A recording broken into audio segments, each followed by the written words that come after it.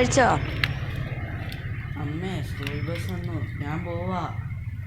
കഴിച്ചിട്ട് പോകാൻ പറ്റുമെങ്കിൽ നീ പോയാൽ മതി. അമ്മേ വിട്, പോട്ടേനെ. ഈ അമ്മയുടെ ഒരു കാര്യം. ഉണ്ണി, കഴിച്ചിട്ട് പോ മോനെ. വേണ്ട, നേരമില്ല, ഞാൻ പോവാ.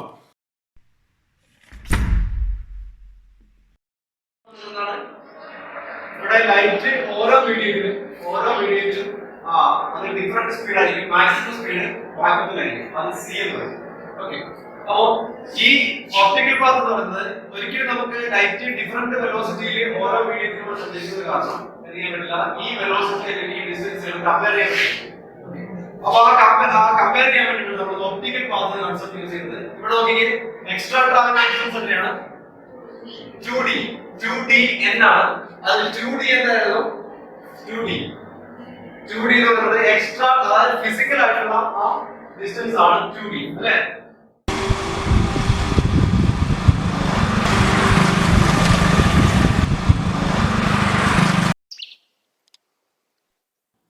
അവൻ എന്താ വരാത്തെ? സമയാവുന്നല്ലേ ഉള്ളൂ, അവനിങ്ങി വന്നോളൂ.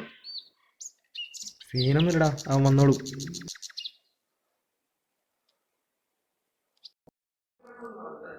ഈ ഒപ്റ്റിക്കൽ പാത്തിലേക്ക് അതായത് ഈ path difference is equal to T into C, that is QND.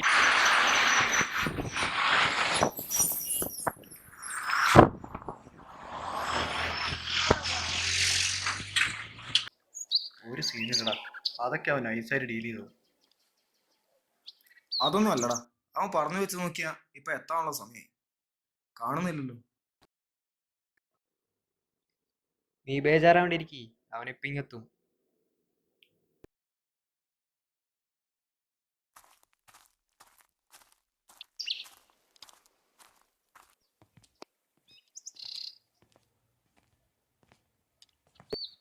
എവിടെ ആർന്നടാ നീ? ആരും വന്നില്ല, ഈ സാധനം കൊടുക്കാനും പറ്റിയില്ല. ഇനിയിപ്പോ എന്താ ചെയ്യാ? ആളൊക്കെ വന്ന് പോയിട്ടുണ്ടാവും. ഓട്ടം നീ കാണാനായിരിക്കും. നീ ഒരുമാതിരി വർത്താനം പറയല്ലേ. ഞാൻ രാവിലെ മുതൽ ആ ചായക്കടയിൽ ഇരിക്കാൻ തുടങ്ങിയ ഒരുത്തരം വന്നില്ല. ഇന്ന് തന്നെയാണല്ലോ അവന്മാര് വരാന്ന് പറഞ്ഞത്, പിന്നെന്താ വരാതിരുന്ന്? അല്ല, ഈ സാധനം നീയും നീ എന്തിനാ കോളേജിലേക്ക് വന്നേ? വീട്ടിൽ പോയി കൂടായിരുന്നോ? വീട്ടില് അതും ഇതും കൊണ്ട് ബെസ്റ്റ്. നിങ്ങൾ തന്നെ വെച്ചോ. നീ അങ്ങനെ പറയല്ലേ, ഇനി ഇത് വെച്ചോണ്ടിരിക്കുന്ന സീനാണ്. ഇനി പുറത്ത് കിടക്കാന്ന് വിചാരിച്ച ഔട്ട് പാസ് അതിന് കിട്ടുമെന്ന് തോന്നില്ല. നമ്മളായതുകൊണ്ട് അവര് തരില്ല.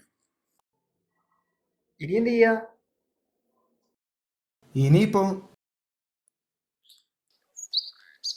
സാധനം കൈ വെച്ചോണ്ടിരിക്കാൻ പറ്റില്ല. ആരേലും കണ്ട പണി കിട്ടും. അല്ലേല് ഇവിടെ തന്നെ ഇരിക്കണം. അത് പറ്റുമെന്ന് തോന്നില്ല. ആ സീനിയേഴ്സ് അവന്മാർ അവിടെ കുറെ പേര് റൗണ്ട് അടിക്കുന്നുണ്ട്, കണ്ടതുമാണ്. ക്ലാസ്സിൽ എങ്ങനെയെങ്കിലും കയറിയേ പറ്റും. ക്ലാസ്സില് ബെസ്റ്റ്. അത് സാറാമേന്റെ ക്ലാസ്സില് നടക്കുന്ന വല്ല കാര്യം പറ. അല്ലാണ്ട് ഇപ്പൊ എന്ത് ചെയ്യാനാ? അങ്ങനെ കളയാനൊന്നും പറ്റില്ല. നിന്നെ അവന്മാര് കണ്ടിട്ടൊക്കെ ഉണ്ടാവും. കണ്ടിട്ട് മനസ്സിലാവാണ്ട് പോയതായിരിക്കും. നമുക്ക് നോക്കാം, വൈകുന്നേരം വിളിക്കുമോന്ന്. ചില്ലറ പൈസയുടെ സാധനമൊന്നുമല്ല, 50,000 രൂപയാ. 50,000 രൂപ.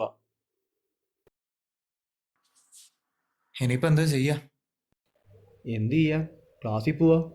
ക്ലാസ്സിലൊക്കെ നടക്കുമല്ലോ, അതും പൊക്കിയിട്ടാണ് നല്ല സീനാ.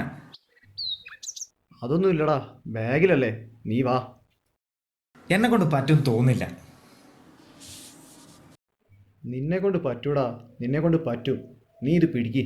എന്നെ കൊണ്ട് പറ്റുമെന്ന് പറഞ്ഞ അവസാനം എല്ലാം കൂടി എന്നെ പറ്റിക്കേണ്ടിരുന്നാ മതി. നീ ചെല്ല്.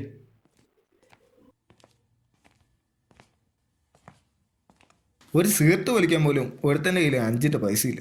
എങ്ങനെയെങ്കിലും എത്തിച്ചേ പറ്റും.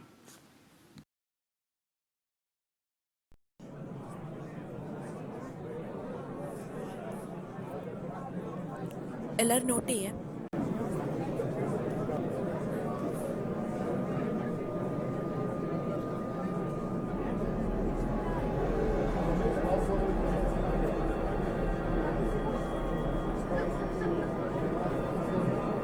നിനക്കെന്താ പറ്റിയേ?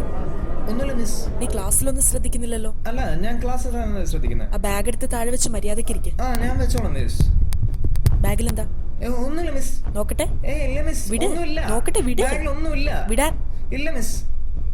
മിസ് ഒന്നുമില്ല മിസ്, അതിലൊന്നുമില്ല. നീ വിട്. മിസ് ഒന്നുമില്ല മിസ്.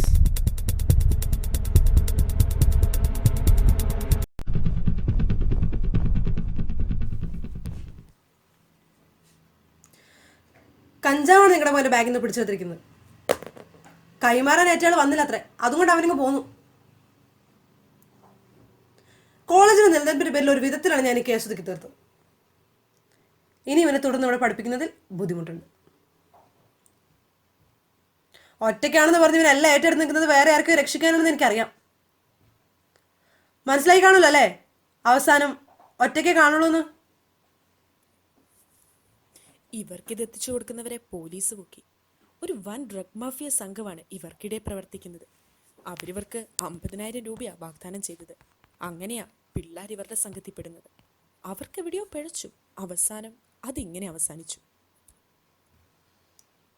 ഏതായാലും നിങ്ങൾ മകനിരുത്തി ഒന്ന് ഉപദേശിക്കും. ഒരു കാലത്ത് നല്ല മാർക്ക് വാങ്ങി പോകുമെന്ന് വിചാരിച്ചവനെ ഇങ്ങനെ പറഞ്ഞു വിടേണ്ടി വരുന്നതിൽ വിഷമമുണ്ട്. എന്ത് ചെയ്യാനാ? നിങ്ങൾക്ക് പോകാം.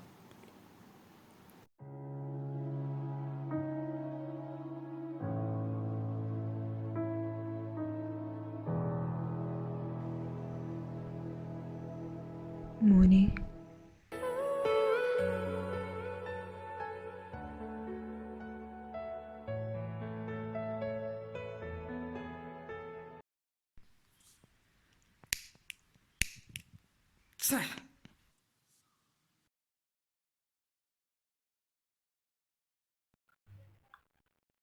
നീ ഒരു സിഗരറ്റ് വലിച്ചു തീർക്കാൻ എത്ര നേരം എടുക്കും?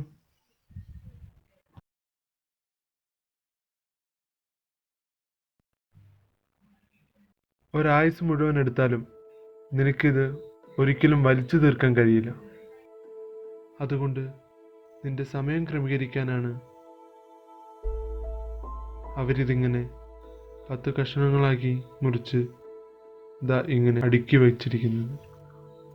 ഓരോ സിഗരറ്റും നിന്റെ 14 മിനിറ്റാണ്. നീ കുടിക്കുവോ?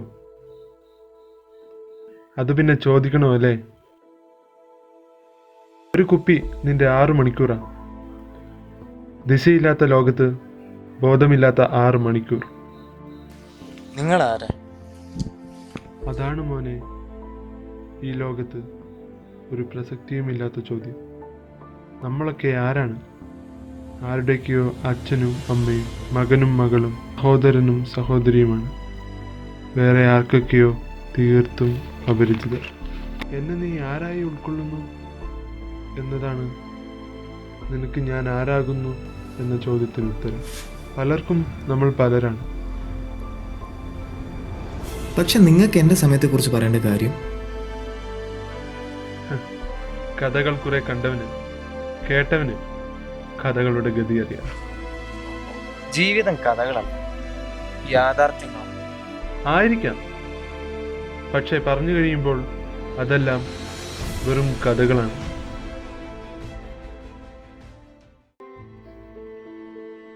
എനിക്കും ഉണ്ടായിരുന്നു ഒരു മകൻ. അവനോടും ഞാൻ കുറെ ഉപദേശിച്ചതാ. നല്ല കാലത്ത് നമ്മൾ സമ്പാദിക്കുന്ന നല്ല സമയമാണ് പിന്നീട് നമ്മളിലേക്ക് വന്നു ചേരുക.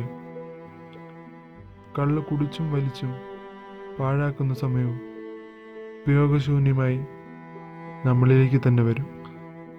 ഇപ്പോൾ എൻ്റെ മകന് ഞാൻ പറഞ്ഞ വാക്കുകളുടെ അർത്ഥം നന്നായി മനസ്സിലായി. പക്ഷേ കിടക്കുന്ന കട്ടിലയിൽ നിന്ന് സ്വന്തമായി ഒരു ചിരവിരൽ അനക്കാൻ പോലും അവനാകില്ല. ക്യാൻസറാണ്. ഇനി അധികം നീങ്ങില്ല. അവൻ കളഞ്ഞ സത്യശൂന്യമായ സമയങ്ങളായി അവനിലേക്ക് തന്നെ തിരിച്ചു. അന്നും ഇന്നും ആ സമയം ഉപയോഗശൂന്യമാണ്. മോനെ, നല്ല സമയം സമ്പാദിക്കും. ഈ സമയം ഇങ്ങനെ വലിച്ചും പുകച്ചും കളയാതെ ഈ കളയുന്ന അർത്ഥമില്ലാത്ത സമയം നിന്നെ തേടിയെത്താതിരിക്കാൻ സമയം വിനിയോഗിക്കുക. ഭാവിയിൽ അത് നിന്റെ സമ്പാദ്യമായിരിക്കും. തീർച്ച. തീരുമാനം നിന്റേതാണ്.